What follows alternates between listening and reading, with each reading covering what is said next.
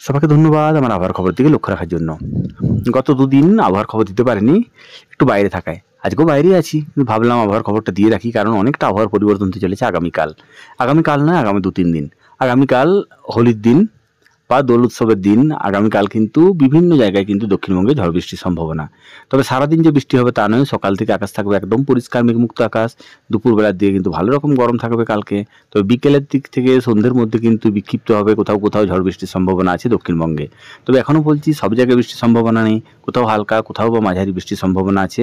কোথাও বা এক ফোঁটা হয়তো বৃষ্টি পাবেন না, এরকমও হবে। ফলে এটুকু বলতে পারি, কালকে কিন্তু আবারও বৃষ্টির সম্ভাবনা তৈরি হবে পুরো দক্ষিণবঙ্গ জুড়েই। তবে সব জায়গায় সমপরিমাণ বৃষ্টির কোনো সম্ভাবনা নেই। শুধু আগামীকাল নয়, আগামীকাল সোমবার দিন, মঙ্গলবার দিন এবং বুধবার দিন, আগামী ৩ দিনই কিন্তু ঝড় বৃষ্টির সম্ভাবনা আছে বিভিন্ন এলাকায়। তবে এখনও বলছি, সব জায়গায় কিন্তু বৃষ্টির সম্ভাবনা নয়।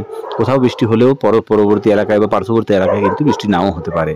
তবে গরম কিন্তু ভালোই থাকবে দুপুরের দিকে। তবে এই সপ্তাহে বৃষ্টি হলেও, রবি সোম মঙ্গল বৃষ্টি হলেও, পরের সপ্তাহে অর্থাৎ পরের সপ্তাহে বলবো না, এপ্রিল মাসের প্রথমেই কিন্তু তাপমাত্রা দক্ষিণবঙ্গের পশ্চিমাঞ্চলের জায়গাগুলিতে পৌঁছে যাবে প্রায় ৪১ ডিগ্রি কাছাকাছি। ৪০ ক্রস করতে চলেছে মোটামুটি এপ্রিল মাসের প্রথম সপ্তাহে। তবে কলকাতায় তাপমাত্রা ঘোরাফেরা করবে ৩৭ থেকে ৩৮ ডিগ্রির কাছাকাছি। তবে এটুকু বলতে পারি, আগামী এক সপ্তাহের মধ্যে কিন্তু গরম ভালো রকম টের পাবে পুরো দক্ষিণবঙ্গ। কারণ তাপমাত্রা প্রায় পৌঁছে যাবে ৪০ ডিগ্রির উপরে। ফলে ভালো রকম গরম থাকবে পশ্চিমাঞ্চলের জেলাগুলিতে আগামী কয়েকটা দিন পরেই।